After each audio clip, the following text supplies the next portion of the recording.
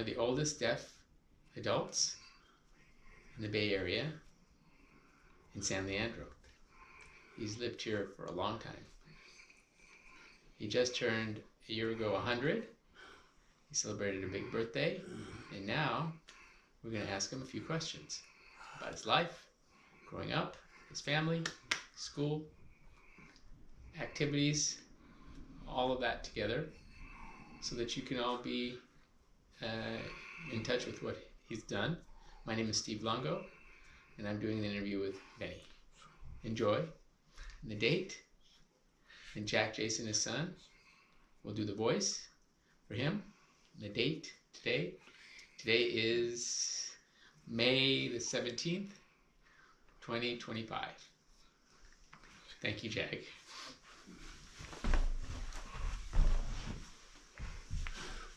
First question. You were born where? Did you grow up? And when? Your family and your parents? Just give us a little background. I was born 1924. I was born, and the doctor discovered that I was deaf. That I had a tough life. They didn't know what to do with me. My mother needed some help. She suffered a great deal, and one day in the window we were looking, and my mother said, "No, don't." I was about to fall out the window, and they brought me in because it looked like I was just sitting at the window about to fall out. And my parents moved to different residences throughout New York. My father was a shoemaker, and I grew up, and I went to the Lexington School for the Deaf. Well, no, first it was hard to commute, so then we moved me to the Lexington School for the Deaf, and I stayed there as a student, and I learned English and learned how to speak, and my mother was so happy that I could speak and communicate with her. We could talk to each other. And then Lexington, then I moved to the Fanwood, which was a boys' school, and eventually we had to move to California because my father, my father left to get a job in California, and then he went back to New York and brought us all, the entire family, out to California. We drove for several days, finally arriving, and visited our cousins in Berkeley, and were introduced to them. And I went to the School for the Deaf here in Berkeley, and there was Stevenson was the supervisor, but I was a day student. I would commute on the train for 5 cents, getting up in the morning, taking the train to Berkeley, walking to the Berkeley campus, and then at some point I graduated. Well, actually, I had to go home to work, so I didn't get to graduate. I had to help my father with his business because his business was growing and he was making a lot of money. And we worked very hard, and I lived first behind the store. He made a little room for us to live in, and I lived behind the store. And then eventually we were taking a ride and we saw a house, and we said, "Why don't we buy the house?" They said, "Sure." It was $8,000. It was cheap. So we moved there. Father was happy. He found new furniture. We furnished the house and moved in, and he commuted to work in Oakland, and everything was fine, and Mother was happy, and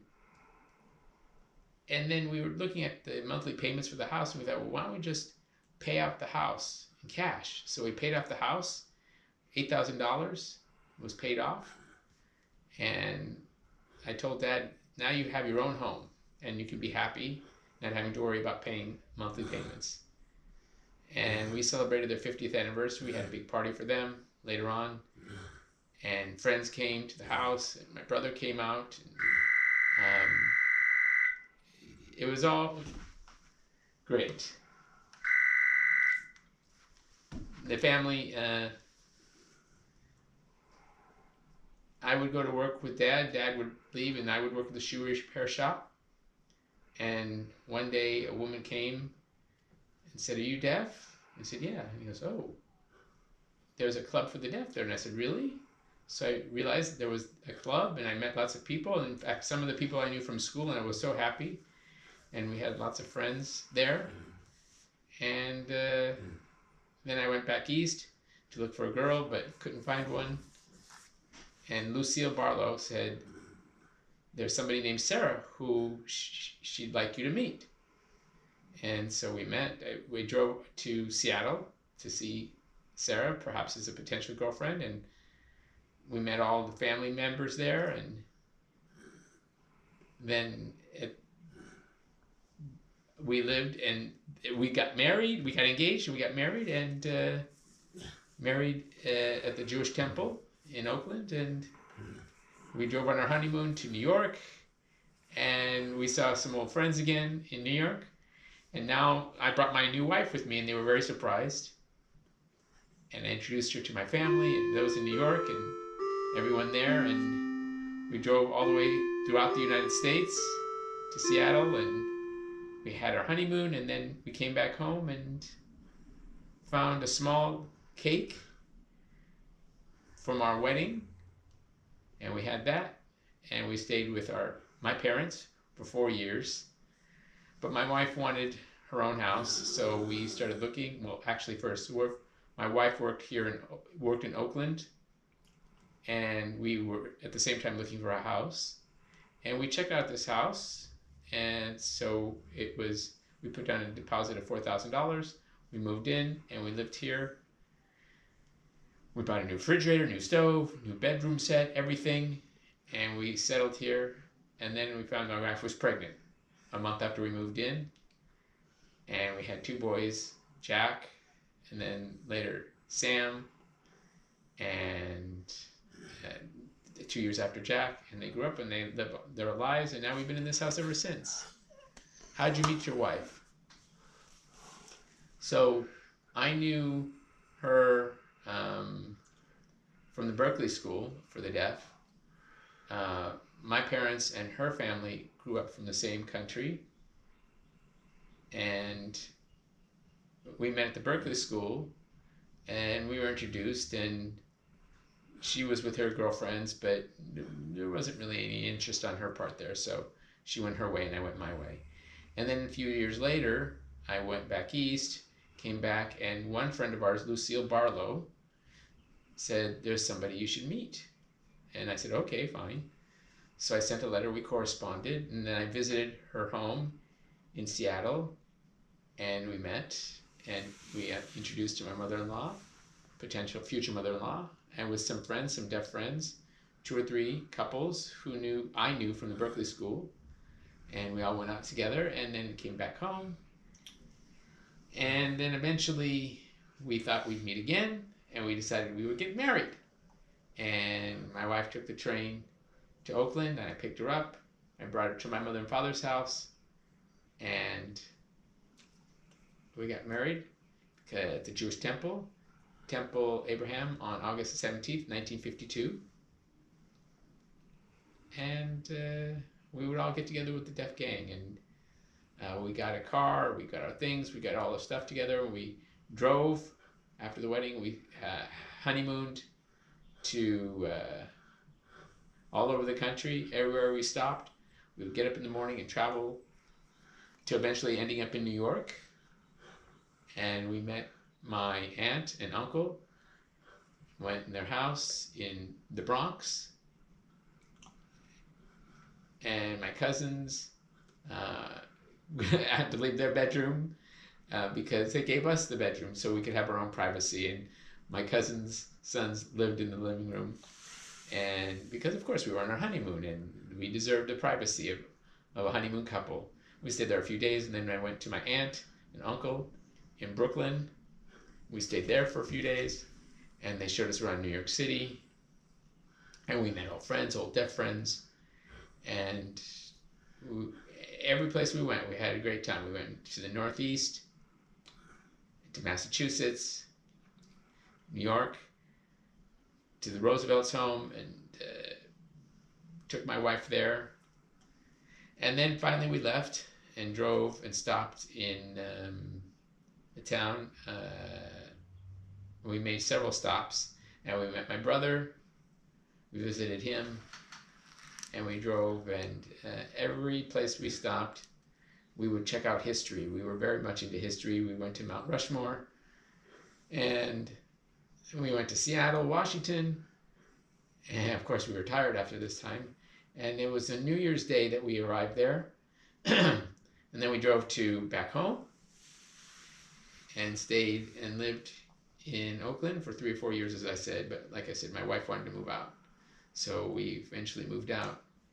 And we look around on the street that we live on now, and we liked it pretty much. And it was only $12,000 for this house. So, there was the kitchen was kind of funny. The paint wasn't exactly what we were looking for.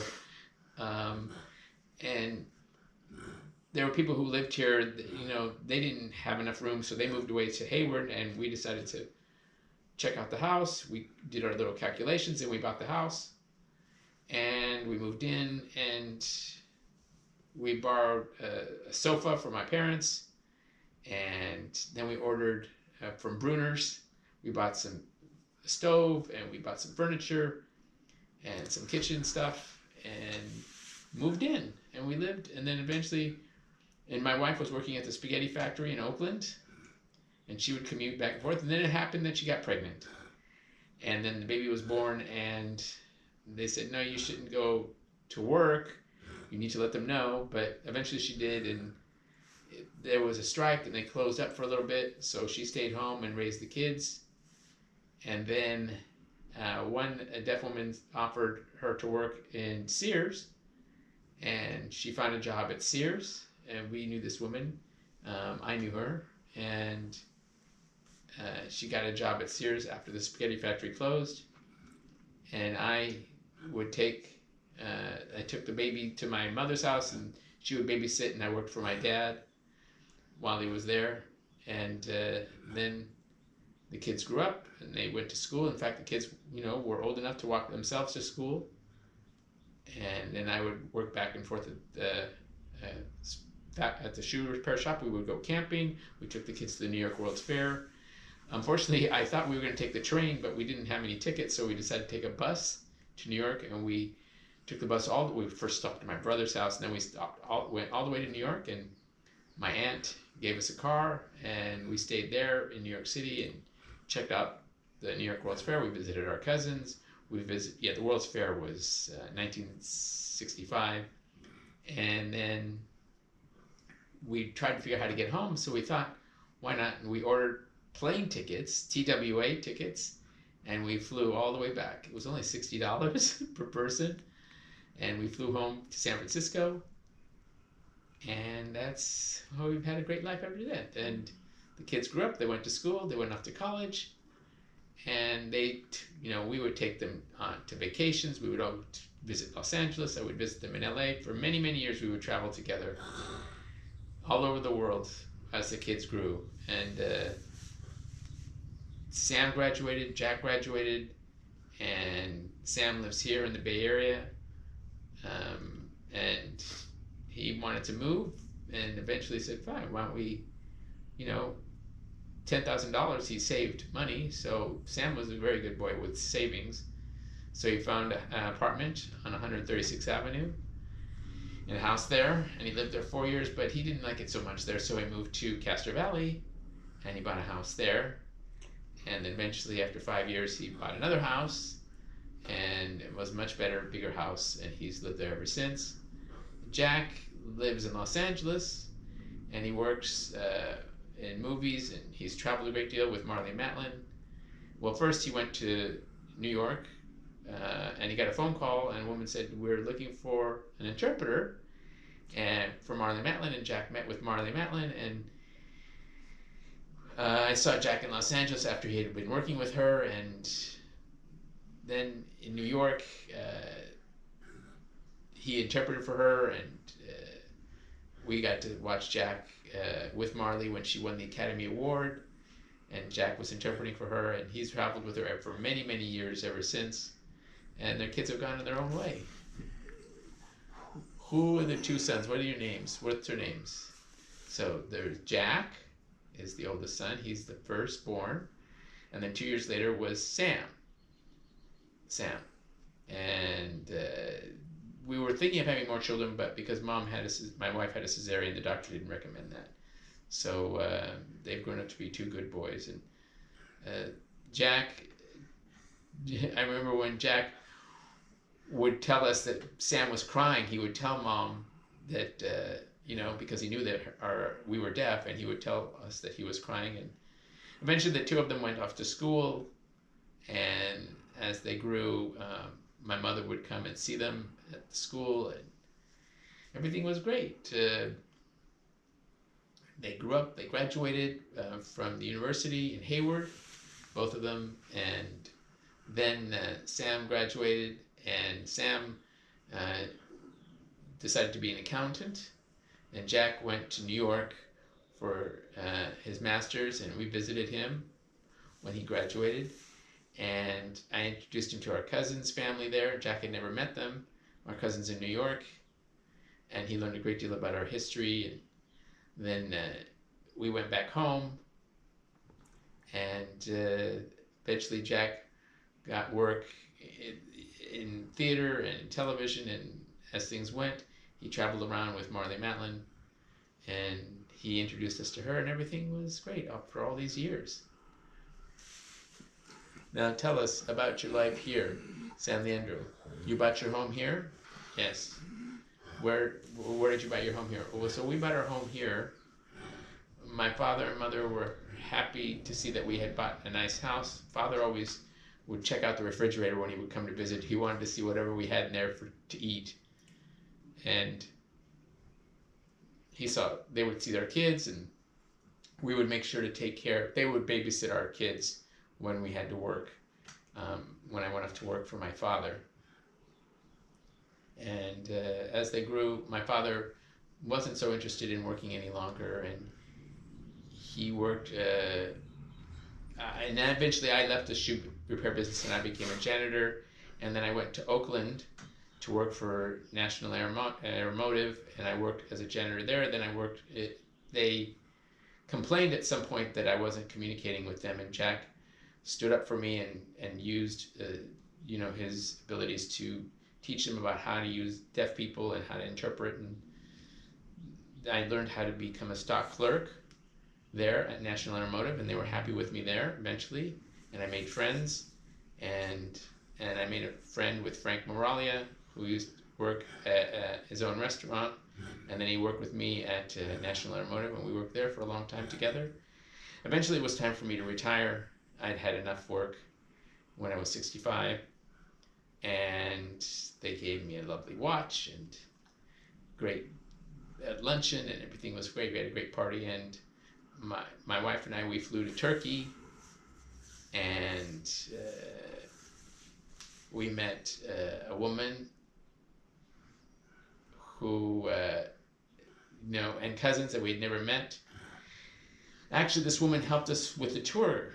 She helped us in Çanakkale. That's where she lived, and she showed us around, and she said, where to go and how to meet these people and make sure to travel correctly, and she would meet us there. And her name was Lale, and finally we got there late one afternoon after taking the ferry to Çanakkale, and Lale came and she said, "Are you the Jasons?" And we said, "Yeah," and we cried because we were so happy to be at the home where my mother was born. And then we met the rabbi, the head rabbi at Çanakkale, and we were so tired and hungry by that point, but he fed us, and we got a hotel, and the next morning we had a great Turkish breakfast, and Lale came again with a man who could speak English and showed us around the town, and it was kind of difficult to find out where my mother was born. It wasn't exactly, we didn't have exact information, but they showed us the neighborhood, and I forgot my medicine, my high blood pressure medicine, and so we called Sam, and Sam took care of that, and we had to go back to the hotel, and when we got to the hotel that night, I paid $100 for them to taking care of us, and I wanted a bus tour of Turkey at that point, and so we got some information, and we took a bus tour, and it stopped, and something was going on, and when the bus stopped, they gave us lunch, and they said, "Well, who gave us lunch?" And eventually we found out that that night at our hotel, we met our cousins, and they had a son in New York and in Chicago, more cousins, more relatives. But meanwhile, we toured around Turkey, and we would go to the shops and buy rugs, and eventually we had to go back to the airport, and we flew to Israel. And they were asking us why we're going to Israel. And we said, well, we have family there, so we flew to Israel and to Jerusalem, and we met our cousins there. We were looking, we eventually found them, and we had introduced ourselves, and we rented a car.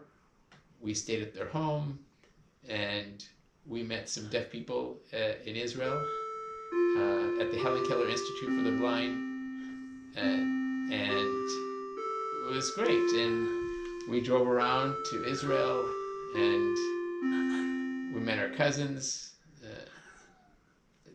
They showed us around Israel and the towns, and then we found more cousins, Eleanor and her husband, and we stayed at their house, and we just took a tour around Israel. We went to Masada, and that big community up on the hill, and we went to the Dead Sea. We swam there. Of course, it's so salty you don't sink. And eventually we met more cousins, and we went to the Deaf Club. We had a lovely conversation with them, and my wife, we went shopping at the stores in Israel, and eventually, so then we flew to Rhodes, and we stayed there, and we found a nice hotel there. It's a very nice man. Said we would meet us at the dock, and we got there,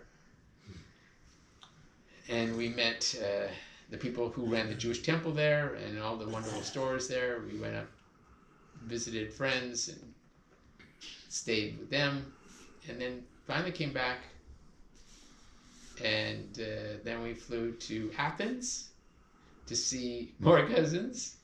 Sarah's first cousins. She had never ever met them before. They were so happy to see her, to meet her for the first time. Her mother's and father were gone, but yet she could meet their cousins. And we met some deaf people in Athens, and then we came back to New York, and we met the Lexington School for the Deaf was celebrating 100 years, and we stayed there, and eventually after that we went back to home, and that's how we lived our life for many years. We would travel overseas to other countries, to Europe, to Italy, to Greece, with the kids. It was their first time to Rhodes. We took them there, and to introduce them to where our family was from. We have pictures here, and Turkey, and we saw the towns and visited cousins in Turkey, where my mother was born, and then we went. There's a wonderful museum in Spain museum.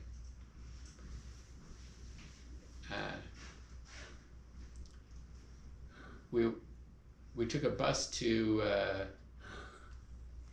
an army where they fought the war in the museum in 1914, and that was very interesting in Turkey there. And then we stopped in small towns. We would have wonderful meals together, and we saw Lale's friends in Turkey there, and eventually we went home and to her house, and Jack met them all, and I wanted to see this gentleman who could help us, and we were introduced to him. We introduced our family, and we were so surprised that this gentleman who knew our family was still alive. We shared pictures. Of course, unfortunately, he died a few years later, but we were fortunate enough to meet him. And we went back home. And another year, we went to another country, many different places on vacations. Greece, and all over the world. And then we went to Florida to the Deaf Senior Citizen and Jack. We went there and flew to South Africa, to Cape Town, and we stayed there. We met more cousins for the first time. My wife's cousins, and it was so great to meet them. Sarah was so happy to see her cousins for the first time, and they showed us around Cape Town, all over in South Africa, and the different towns. And we bought some curious souvenirs, some dolls. We went up to Table Mountain there in Cape Town for the view. We saw the Atlantic Ocean and the Indian Ocean from there, where they met there in South Africa. It was amazing. And then we saw some penguins right there on the beach, and showed us all over the town. And we visited people, her relatives, and they took us out they treated us to meals. And we visited our cousins, her cousins. Eventually, they had moved from Rhodes to South Africa, and we met them. And then we went to other cities. We went to Johannesburg, and we met her friends in Johannesburg, and they invited us to stay with them in South Africa. And then I thought maybe we could visit or drive to my aunt's sister lived there in Johannesburg, and I finally met her. I had never met her before in South Africa, and we talked to her about how she was she experienced the Holocaust, and she got to finally meet us. And we went to a Jewish museum in Cape Town, and then we had to go back to New York, and then we flew home.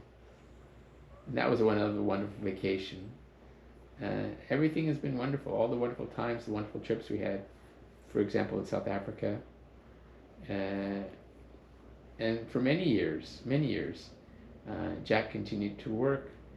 For many years, I continued to work at National Automotive, but I eventually retired and decided to retire and do lots of yard work here at home and improve the backyard. Did a lot of painting, made some changes in the house, put in a new bathroom, and we thought perhaps that we could add another room to the house. So we took a closet and turned it into a hallway, and we added a bedroom and another bathroom. And so now I had a bigger bathroom, bigger bedroom, and the kids, Jack and Sam, were obviously gone by that time. And Sam moved out, and so we've been here ever since in this house. And the kids would come and visit. We would have parties, we have celebrations, New Year's. We would celebrate Passover together, and friends would come, and we would have parties, and celebrations. And then we had our 25th anniversary party, our 50th anniversary party, and then my birthday, celebrating 100 years. So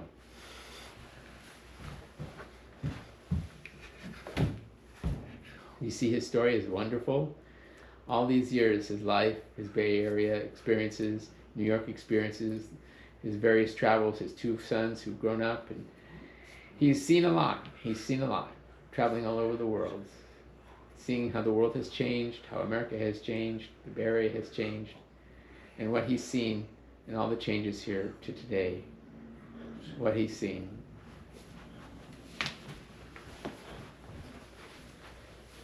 The world has changed. Up at the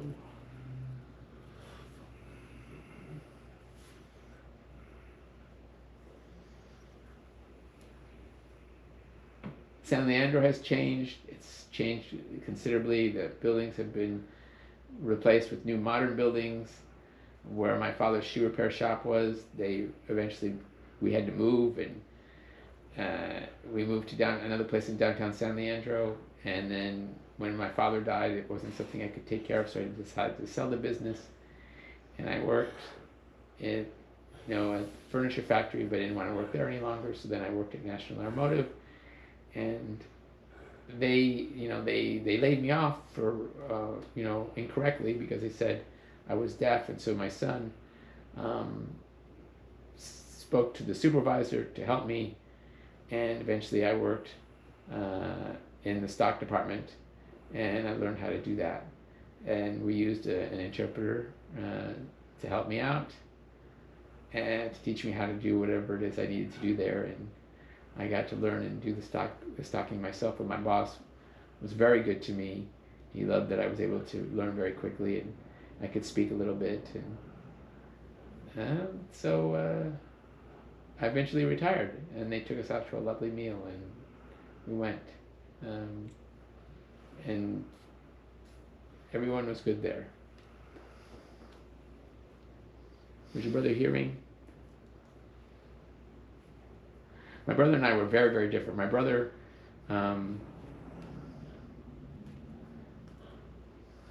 worked in business. He was in the Navy, and then he left. He went to college, and he worked some business. I don't know what it was.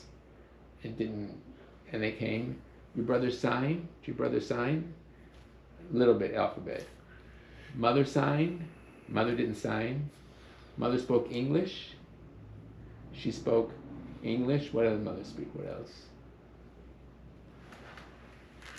English, Spanish.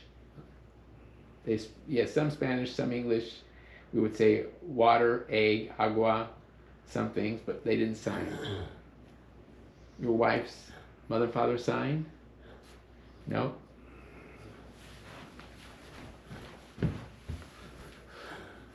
Saying they talking about his parents, hearing parents, many of them didn't sign.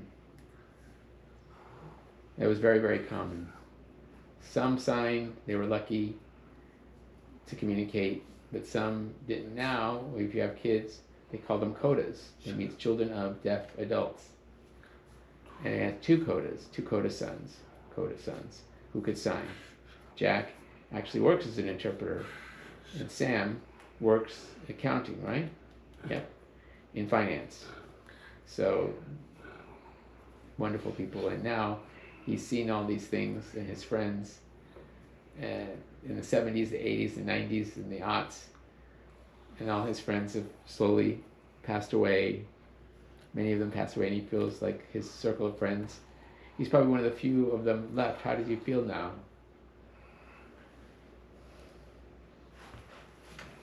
Yeah, it's very sad. Many of them have, and it's difficult too. I've gotten old. I'm over 100 now, and it's hard to walk. I have a caregiver, and I worked archiving for the Oakland Club.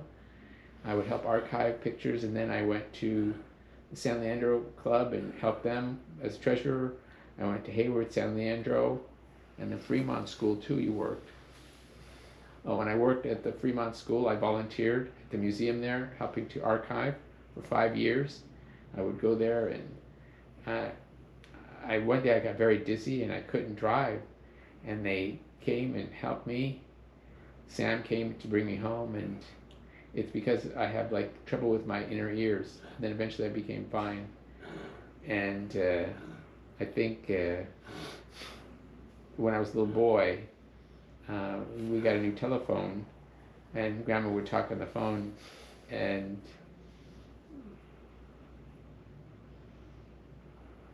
he stopped using the phone, and then we used the video phone and the TTY, and we didn't use the TTY. Now we use the video phone, so we talk on video phones, and everything is great technology, and the world has changed today. It's really changed. You feel that you went to the Senior Citizen Club every week. You used to go every week. Yeah, we used to go every week. The senior club, the deaf seniors, we would have banquets. We would enjoy that. We would take bus tours. We would go visit apple picking. where they would pick apples, and we would go there. We traveled all over the country, in the countryside in California. We would have barbecues, and Betty Jo Leppendorf would arrange a bus tour to Reno, and we enjoyed that a great deal, all of us together, even during the wintertime where there was snow, and we would stay a few days there. We really enjoyed that. And then we visited friends in Auburn. Martha's husband invited us to their cabin, and Betty Jo had a cabin there too as well, and we would go swimming there in the Lake of the Pines up near Auburn, and visited friends and take the kids there. We'd go camping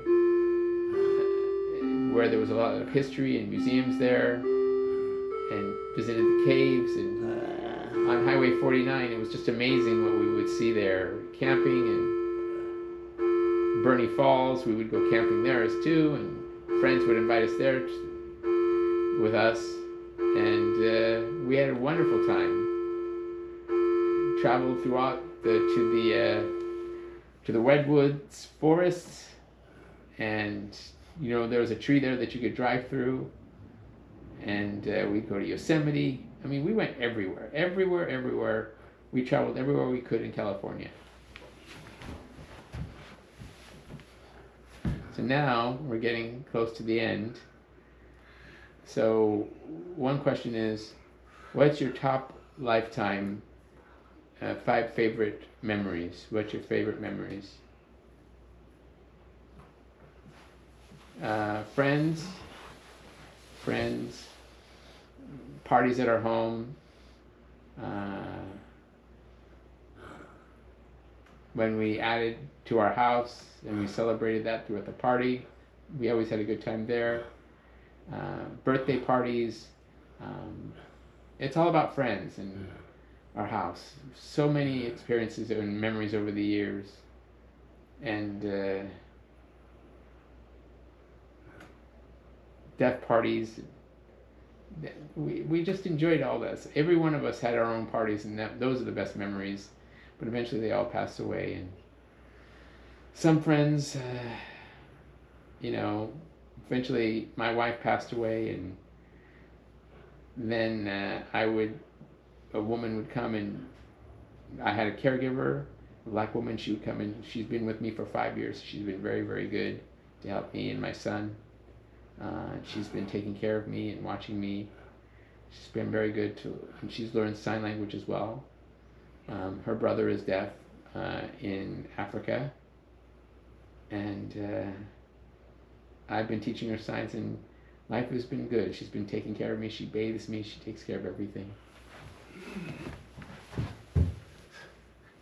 Now we're going to close. We want to thank you all for watching his story. And if you're curious to know more about Benny, we'll give you a little bit of a link where we can send you questions. You can ask him and he'll be able to answer them later. Okay? Thank you. Thank you.